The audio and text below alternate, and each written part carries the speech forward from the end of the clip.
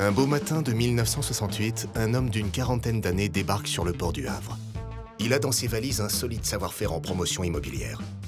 Une Mustang et un accent américain à couper au couteau. Il connaît peu l'Europe et rien à la France. Il commence par implanter Kaufmann Broad, puis European Homes 5 ans après. Il n'aura pas perdu son temps. 50 ans plus tard, ce débarquement d'un Américain sur les côtes de France aura donné naissance à une entreprise de 300 salariés, 40 000 logements et un chiffre d'affaires de 300 millions d'euros. Comment un tel tour de force a-t-il bien pu avoir lieu? Ce récit parle d'un demi-siècle de combat. Résumé en quelques minutes, c'est forcément un peu réducteur, voire frustrant à bien des égards. Mais tout de même, c'est une odyssée qui mérite d'être contée. Certes, tout ne fut pas aussi rose que la Mustang de Harold Guthrad, le fameux fondateur. Première rencontre avec Harold, quelques années avant la création d'European Homes. Moi, je l'ai connu de la façon suivante. Quand il est arrivé en France, venant des États-Unis, il se trouve que j'étais à cette époque directeur pour la région parisienne d'une entreprise de travaux publics. Quand en 1973, il a quitté Kaufmann pour créer European Homes, il m'a appelé en me disant que il aurait souhaité que je me rapproche de lui et que je parte avec lui. Harold Guthrad a un concept en tête, créer une entreprise en France sur un modèle inédit. Et puisque Kaufmann Broad avait préempté l'Île-de-France, ce nouvel acteur irait chasser en province, mais avec une idée bien précise et une organisation prête à décoller immédiatement, faite de professionnels aguerris. En fait, on est en face d'une espèce de start-up. Il était en train de constituer son équipe. Il avait besoin d'un responsable financier et administratif. Il a contacté Arthur Andersen à l'époque, maintenant Accenture, parce qu'il avait déjà eu l'occasion d'avoir des relations aux États-Unis avec eux. Mais les vendeurs, les responsables locaux étaient tous des gens de chez Kaufmann. Le modèle, des maisons individuelles construites en village à l'américaine, intégralement conçues et fabriquées au sein de l'entreprise. En somme, l'une des premières industrialisations immobilières de maisons individuelles en France. La recette est simple, mais difficile à exécuter. Un placement de premier choix systématiquement, des opérations d'envergure et un positionnement du prix 10% inférieur au marché. Le succès est littéralement fulgurant. Les 2 premières années, disons, il a fallu trouver les terrains, monter les opérations, obtenir les permis de construire. Et ce fut un véritable succès incroyable.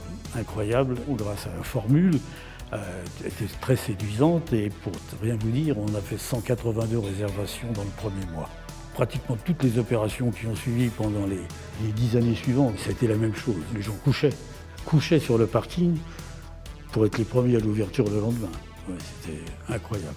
Le produit avait un aura exceptionnel, avec le marketing, une belle zone modèle, des maisons témoins que les gens pouvaient visiter. Les clients n'avaient pas à payer d'argent, sauf un dépôt de 5 ou 10% avant de recevoir leur maison, donc c'est la vente achevée, alors que les concurrents, c'était plutôt de la vente en état futur, donc il fallait payer au fur et à mesure. On s'est orienté vers une clientèle de première accession, principalement, et on leur a offert un mode de financement avec des prêts aidés de l'État. Ça permettait d'une part de préfinancer l'achat du terrain et de préfinancer les constructions, et ensuite le prêt était transféré au bénéfice du client à un taux extrêmement favorable. Les pères fondateurs recherchent une équipe soudée. Pour Harold Guthrad et Pierre Picard, le succès tient dans ce concept d'évidence qui requiert des valeurs fortes et une résolution profonde.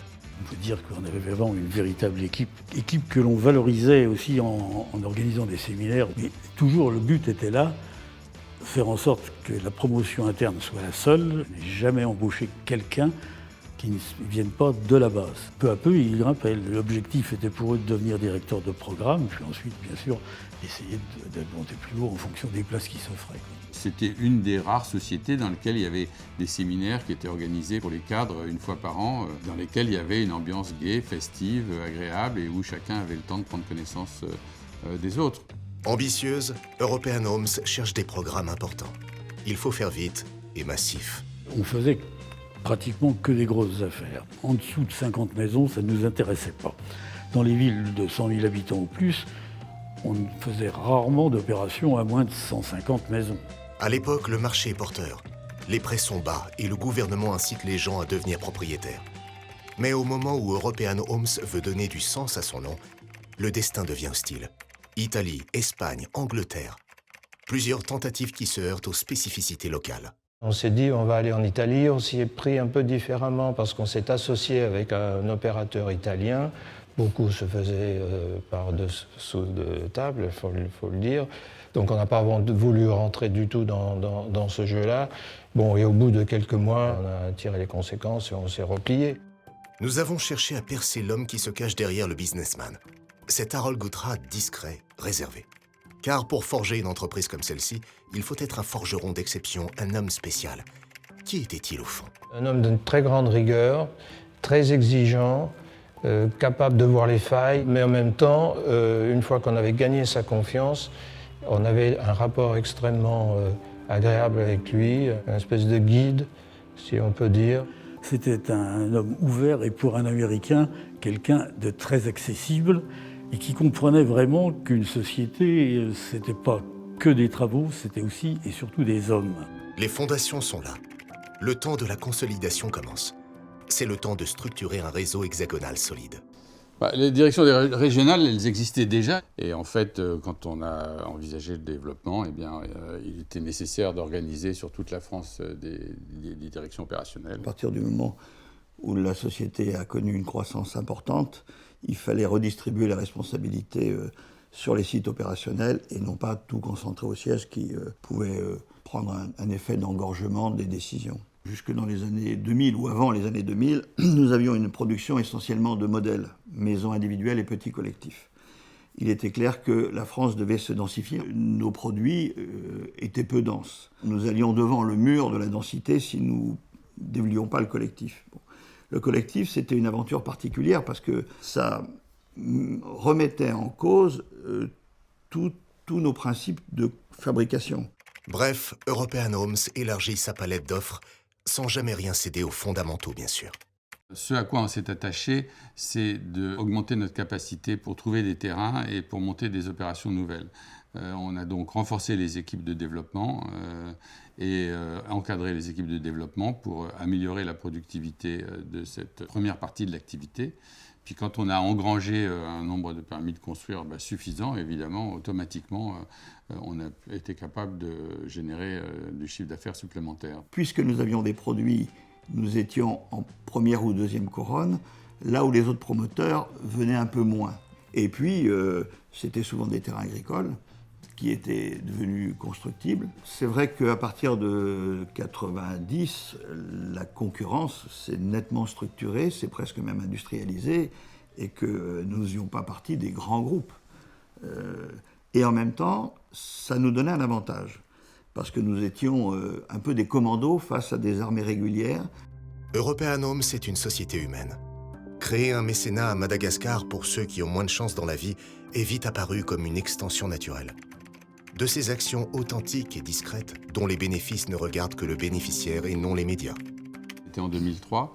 Et donc l'idée, c'était de créer une activité philanthropique qui permettrait à la fois de faire quelque chose pour les autres et en même temps d'offrir aux retraités la possibilité de conserver une activité au-delà de leur prise de retraite et de conserver également une relation avec les membres de la structure. European Homes est entré de plein pied dans le XXIe siècle. Aujourd'hui, c'est encore une jeune fille alerte, curieuse, prête à relever les défis qui se présentent sans ciller. Premier pilier, le collectif. En 2015, il a été décidé de rentrer sur le marché du collectif de manière plus massive et de réaliser 50% du chiffre d'affaires dans ce domaine, ce qui n'était pas le cas auparavant puisqu'on faisait que du modèle. Et on l'a fait sans changement organisationnel. Et quand on est arrivé en 2019, on s'est rendu compte qu'il fallait absolument organiser la société différemment, par l'apport de compétences extérieures, mais aussi par le fait de scinder la maîtrise d'ouvrage et la maîtrise d'œuvre. Et d'autre part, on a pris le train de la digitalisation un peu en avance par rapport aux autres d'ailleurs, ce qui nous a permis d'être plus résilients par la suite. Deuxième pilier, la digitalisation. Le fameux click and mortar, mais pris au pied de la lettre. La digitalisation est arrivée avec la mise à disposition de nouveaux fournisseurs compatibles à nos attentes et que je pense qu'aujourd'hui European Homes est en situation d'organisation performante dans la profession à comparer de ce que l'on peut constater chez nos confrères. Il y a des applications qui concernent toute la partie recherche et développement, Bon, le fait du confinement a nécessité la création d'outils pour aller chercher des contrats de réservation et faire du commerce à distance. Troisième pilier, la résilience par temps hostile.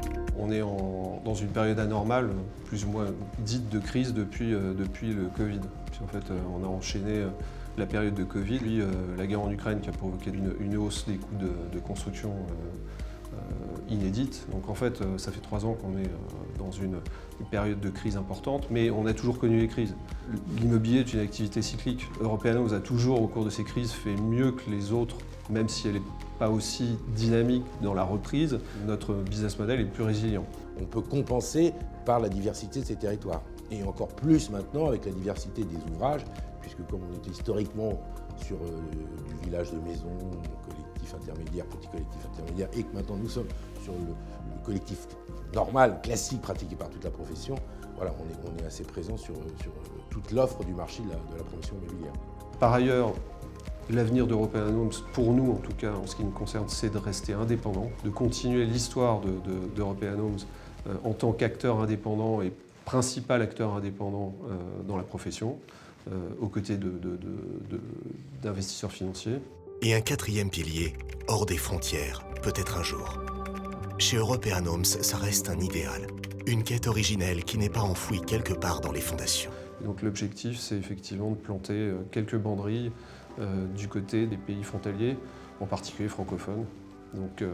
Donc on a un bel avenir devant nous et probablement une très belle histoire à écrire pour les 50 années qui viennent.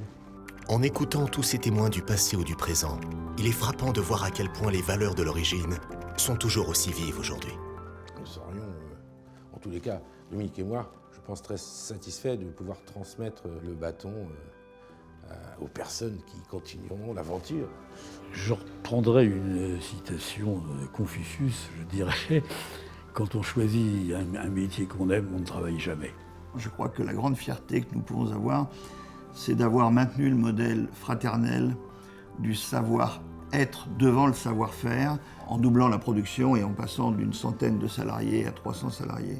Et je sais que Dominique et Philippe ont à cœur de maintenir ces qualités avec l'organisation digitale qu'ils sont en train de mettre en place. Il est assez rare de croiser des sociétés qui n'ont pas vendu leur âme, n'ont pas voulu céder aux sirènes de l'argent facile ou rapide en un demi-siècle, où la vision du géniteur reste dans l'ADN de ses poursuivants. Ça a été une aventure extraordinaire. Je rêve d'European Homes, ça revient en permanence, quoi. Donc ça m'a beaucoup marqué et beaucoup apporté.